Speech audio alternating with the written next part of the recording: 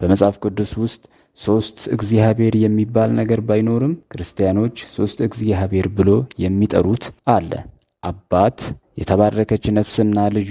አባት ሲሉ እግዚአብሔር ማለታቸው ነው። ልጁ ሲሉ ደግሞ ዒሳ ማለታቸው ነው፣ ወይም ኢየሱስ።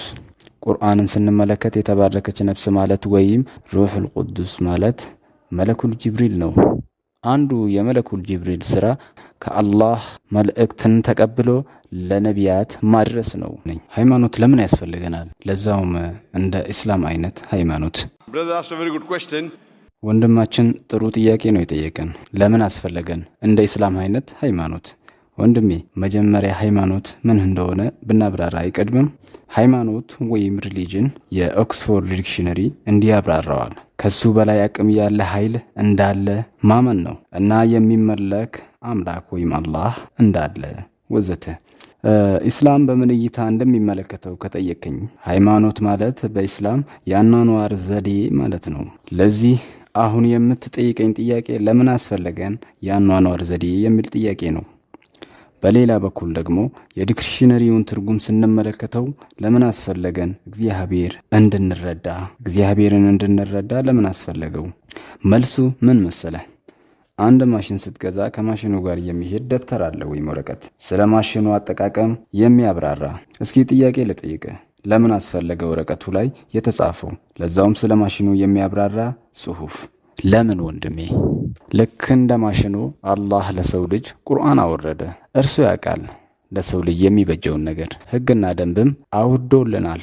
ለምሳሌ ካሴት ከገዛህ ማጫወት ከፈለክ እዛ ጋ ንካ የሚል ጽሑፍ ታያለህ። ኩዕለነያ ካሴት ከገዛህ ማጫወት ከፈለክ እዚህ ጋ ንካ የሚል ጽሑፍ ታያለህ። ማቆም ከፈለክ እዛ ጋ ንካ የሚል ጽሑፍ አለ።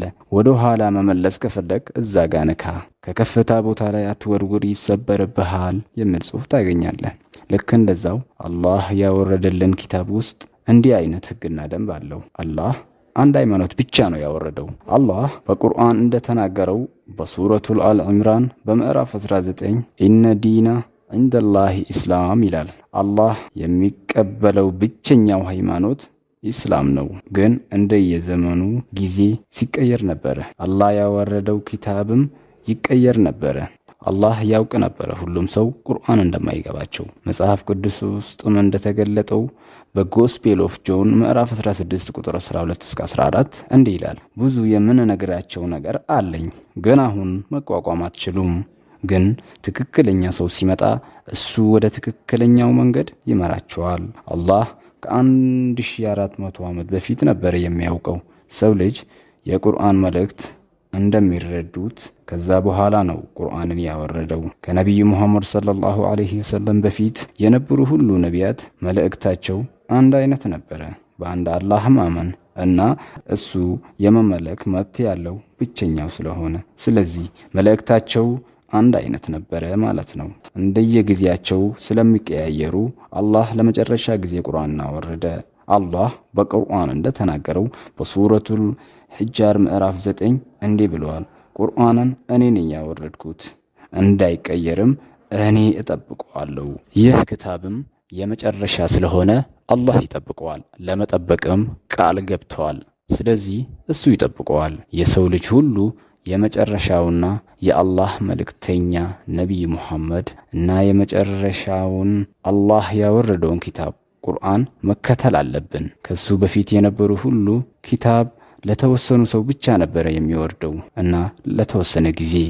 እነዚህ ክታቦች ለዓለም ሕዝብ ሳይሆን ጥቂት ሰዎች ብቻ እንዲመራ ነበረ የሚወርደው። አዲስ ኪታብ ሲወርድ ደግሞ አዲሱን ኪታብ ነበረ ሰው ልጅ ሲከተል የነበረው። ግን ከቁርአን በኋላ ሌላ ኪታብ ስለሌለ አላህ እንደሚጠብቅም ቃል ገብተዋል። ቁርአን ለአረብ ወይም ለሙስሊም ብቻ አይደለም የወረደው፣ ለሁሉም ለዓለም ሕዝብ ነው የወረደው። የትም ቦታ ቢኖርም ዱባይ፣ ኢንዲያ፣ ፓኪስታን፣ ሳዑዲ አረቢያ፣ አሜሪካ፣ ዩኬ፣ ስዊድን፣ ኢትዮጵያ፣ ሶማሊያ ሁሉም ሰው ይህ የተባረከውን አላህ ያወረደውን የመጨረሻ ቁርአን መከተል አለበት እና የመጨረሻውን የአላህ መልእክተኛ ነቢዩ ሙሐመድ ሰለላሁ ዐለይሂ ወሰለምን መከተል አለበት። We'll have the next question from the mic of the sisters on the right hand sides.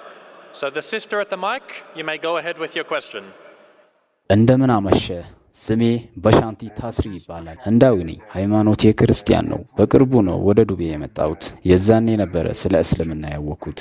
ወንድሜ ሁሌ ስለ ፈጣሪ ይነግረኛል። በነገረኝ ነገር ሁሉ ረክቻለሁ። ኢስላም ትክክለኛ ሃይማኖት መሆኑን አረጋግጫለሁ። ፈጣሪ አልፋ ወይም ኦሜጋ የመጀመሪያና የመጨረሻ ነው። ፈጣሪ ማየት አልችልም፣ ምክንያቱም የሱን ፍጡር ፀሐይን እንኳን ለ10 ሰከንድ ማየት አልችልም። ስለዚህ ፈጣሪን እንዴት ማየት እንችላለን? ስለዚህ በብዙ ነገር ብስማማም ግን እስካሁን ትንሽ ጥርጣሬ አለብኝ። ምክንያቱም በፊት ክርስቲያን ስለነበርኩኝ 4 ጥያቄ ልጠይቅህ እፈልጋለሁ። አንደኛው ጥያቄ አንተ ያዘጋጀውን አንድ ምስል አይቼ ነበረ እና ስለተባረከች ነፍስ ነው ስታወራ የነበርከው እና የተባረከች ነፍስ እንዳለ ስታወራ ነበረ። ስለዚህ የተባረከች ነፍስ ቁርአን ውስጥ አለ? ኢስላም ያምናል በተባረከች ነፍስ በጥንታዊ በመጽሐፍ ቅዱስ ውስጥ ይገኛል። ቃሉም እንዲህ ይላል፣ የተባረኩ ነፍሶች ፈጣሪን ከቦታል። ስለዚህ እቺ የተባረከች ነፍስ ፈጣሪዋን ፈርታለች? እህታችን 2 ጥያቄ ነው የጠየቀችኝ። አንደኛው ጥያቄ እስላም ስለተባረከች ነፍስ ምን ይላል? ቀጥሎ የተባረከች ነፍስ ማናት?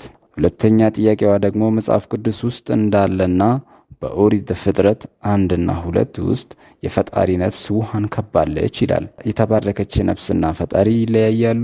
ይለያያሉ። ስለዚህ ሁለቱን ጥያቄ በመልስልሽ እስልምናን ትቀበያለሽ? 4 ጥያቄ ነው ያለኝ። ወንድሜ ስለነገረኝ ነገር ሁሉ ተደስቻለሁ። 4ቱን ጥያቄ ከመለስክልኝ እስልምናን እቀበላለሁ ኢንሻአላህ። ኢንሻአላህ I will accept Islam.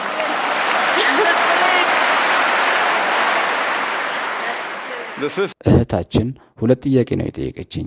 የተባረከች ነፍስ እስልምና ከክርስቲያን በተለየ መንገድ ነው የሚመለከተው።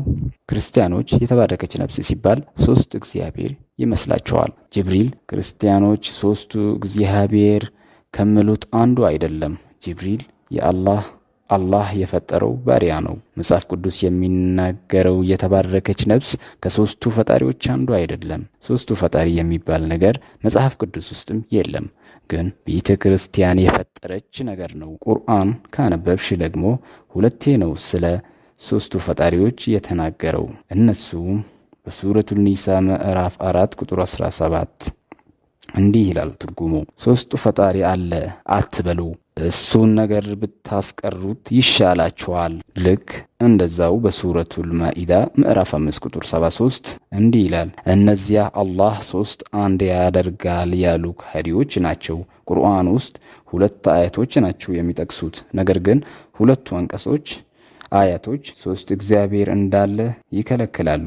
መጽሐፍ ቅዱስን ብታነቢም የዮሐንስ የመጀመሪያ መልእክት ምዕራፍ 5 ቁጥር 7 ውስጥ ነው የሚገኘው። እሱም እንዲህ ይላል፣ 3 ሰማይ ቤት ያሉ አሉ፣ እነሱም አባት፣ የተባረከች ነፍስና ልጁ፣ 3ቱም አንድ ናቸው። ይህን ምዕራፍ የተሻሻለውን መጽሐፍ ቅዱስ ብትመለከቺ መደበኛ መጽሐፍ ቅዱስ እትም እንዲህ ብለዋል፣ ይህ ምዕራፍ የመጽሐፍ ቅዱሱ አካል አይደለም። እንዲህ ያሉትም 32ቱ የክርስቲያን ምሁሮች ናቸው። መጽሐፍ ቅዱስ ውስጥ የተጨመረ ሐሳብ ነው፣ እነሱም አወጡት። ስለዚህ 3ቱ ፈጣሪን የሚናገሩ ምዕራፍ ከመጽሐፍ ቅዱስ ውስጥ ወጥተዋል። እግዚአብሔርና የተባረከች ነፍስ የተለያዩ ናቸው። ጥያቄሽን እንደመለስኩልሽ ተስፋ አደርጋለሁ እህቴ። አዎ ወንድሜ።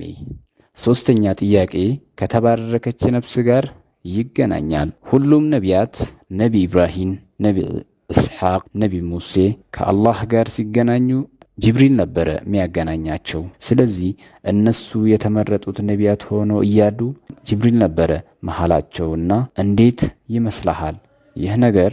እስኪ ንገረኝ። እህታችን ያለችው ነቢያት አላህን ለማግኘት ጅብሪልን እንደ መልእክተኛ ይጠቀሙ ነበረ ነው። እህቴ ሰው ልጅ ከአላህ ጋር መገናኘት የሚፈልገው ሰው ልጅ ከአላህ ጋር መገናኘትና የሚፈልገውን ነገር መጠየቅ ከፈለገ ቀጥታ መጠየቅ ይችላል። ቁርአን እንዲህ ይላል በሱረቱል ቃፊር ምዕራፍ 40 በቁጥር 60 እንዲህ ይላል፣ የምትፈልጉትን ጠይቁኝ እኔም እቀበላቸዋለሁ። ስለዚህ መጠየቅ የምትፈልጊው ነገር መጠየቅ ከፈለግሽ አለ ሶስተኛ አካል ቀጥታ መጠየቅ ትችያለሽ። የአላህ ነቢያት ሊጠይቁልሽ ይችላሉ፣ ነገር ግን እንደ መልእክተኛ ተላላኪ ሊሆኑልሽ አይችሉም። የነቢያትን ሕግጋት መከተል ትችያለሽ፣ ነገር ግን አላህን መጠየቅ የምትፈልጊውን ነገር ለመጠየቅ ያለነሱ ጣልቃ ገብነት ቀጥታ መጠየቅ ትችያለሽ። ግን እንደ አንዳንድ ሰው እንዲህ ካልሽ ጸልይልኝ ለነቢይ ወይም ለጥሩ ባሪያ ካልኩት ጸሎቴ ይሰማል ካልሽ እንዲህ አይነት አረዳድ የተሳሳተ ነው። እንዲህ አይነት አረዳዳት የቤተ ክርስቲያን ነው። የቤተ ክርስቲያኗ አስተምሮት እንዲህ ይላል፣ በኢየሱስ ወይም በዒሴ ካመንሽ ኃጢአትሽ ሁሉ ይማራል። እንዲህ አይነት አስተምሮት በእስልምና ውስጥ የለም። ጥያቄሽን እንደመለስኩልሽ ተስፋ አደርጋለሁ። My final question is የመጨረሻ ጥያቄ መጽሐፍ ቅዱስ ወይም ኒው ቴስተመንት ለዛውም ቡክ ኦፍ አክት ውስጥ እንዲህ ይላል፣ ንገሩት ለጳውሎስ ስለ ቋንቋ። እንዲህ አይነት አረዳዳት እስልምና እንዴት ያየዋል? እህታችን የጠየቀችው ጥያቄ ጳውሎስ ወይም ፓውል ስለ ቋንቋ ስለተናገረው ነው። ብዙ ስለ ቋንቋ የሚያወራ ምዕራፍ ወይም አያቶች አሉ። መጥቀሻ ብትጨምሪበት ደስ ይለኝ ነበረ። ምክንያቱም ብዙ ጥቅስ መጽሐፍ ቅዱስ ውስጥ አለ፣ ስለ ቋንቋ የሚያወራ አለ። ለምሳሌ በጎስፔል ኦፍ ማርክ ብታነቢ እንዲህ ይላል፣ ሁሉም ችሎታ ያለው ሰው የራሱን ያልሆነ ቋንቋ የመናገር የመጻፍ ችሎታ አለው። ቋንቋውን ከተረዳ አማኝ እንደሆንክ ያመለክታል ይላል። ይህንን ነገር ለመሞከር ለዶክተር ዊሊያም ካምቤል 100 ሩቢ ሰጠውት። የህንድ ገንዘብ ላይ ከ20 ቋንቋ በላይ ተጽፎበታል። ለዶክተር ዊሊያም ሰጥቼ አንተ አማኝ ከሆንክ ሌላውን ቋንቋ አንብብልኝ አልኩት። ሊያነብልኝ አልቻለም። ቁርአንም ስለ ቋንቋ ያወራል። በሱረቱል ሩም ምዕራፍ 30 ቁጥር 22 ላይ እንዲህ ይላል፣ አላህ የሰው ልጅን መልክ እና ቋንቋ አለያይቶ ነው የፈጠረው። ልክ እንደዛው የሰው ልጅ አካል እና ምላስ የቂያማ ቀን እንደሚመሰክርበት ይናገራል። የጠየቅሽኝን ጥያቄ የመለስኩልሽ ይመስለኛል እህቴ። አሁን እስልምናን ለመቀበል ዝግጁ ነሽ? So sister, now are you prepared to accept Islam? of course, yes.